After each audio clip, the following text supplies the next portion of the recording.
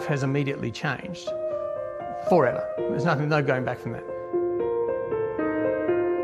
Stephen Porges has just turned 60, but faces the toughest fight of his life. These things are coming back again as well. Peaches.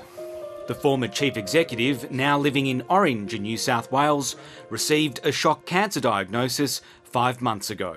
Had a physio trying to get my muscles working and put his hands on me and found a large lump that he thought was abnormal. The original diagnosis was a chondrosarcoma. It was stage 3 or 4, with significant numbers of metastases in my lungs and pelvis. That's cold tea. Cold tea. The rare cancer begins in the cells of cartilage. There are no radiotherapies or chemotherapies that treat this. It gets to a stage that you think you have to accept it. You can't change it, and you can cry and you can get upset, but the reality is you have to accept it and you think about what to do going forward. Stephen has travelled to Sydney to help raise awareness about rare cancers.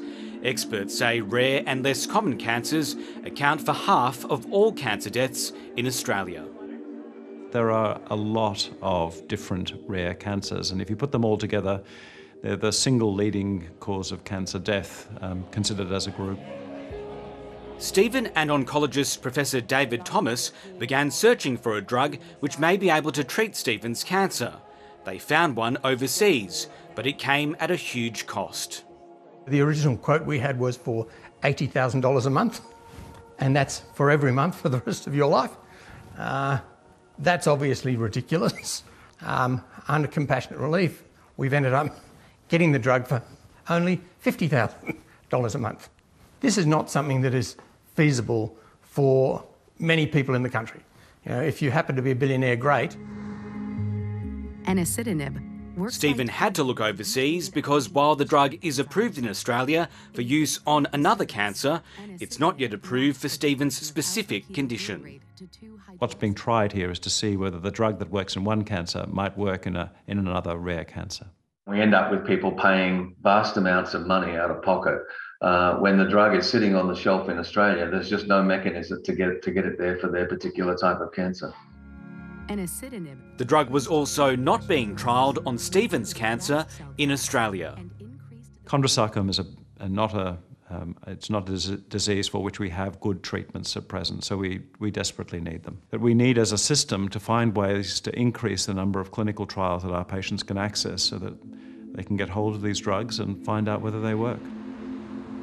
Last month, a parliamentary committee found that funding for research of rare diseases was lacking and that treatments were costly. The broad-ranging inquiry recommended setting up a special centre within the Federal Health Department to help patients access new treatments. Right now, the science is ahead of the bureaucracy, if you like, and we have to get the regulations and the policies and the systems, up to speed. But most importantly, we have to have a situation where the pharmaceutical industry and the government are actually working together for the benefit of patients.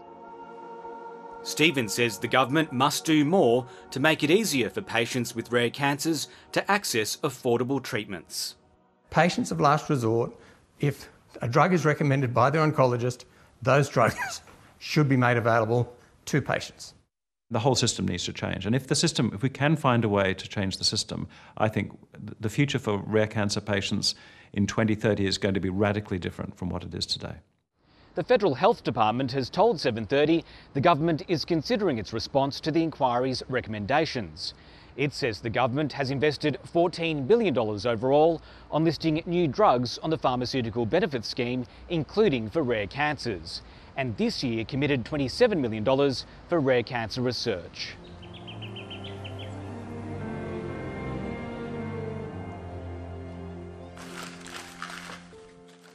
After weeks of waiting, Stephen has received the drug from the US. That little bottle is $50,000 bottle of drugs. That without these, there's not a lot of options, or there are no options. Stephen has now started the treatment in the hope the drug will make a difference.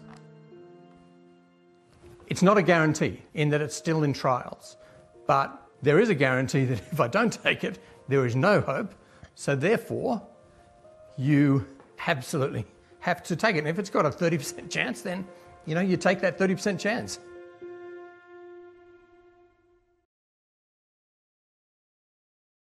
Hi, I'm Lee Sales. Thanks for watching this story. If you'd like to watch more of 730's stories, they are on the left of your screen. And tap on the button below to subscribe and get the latest from ABC News.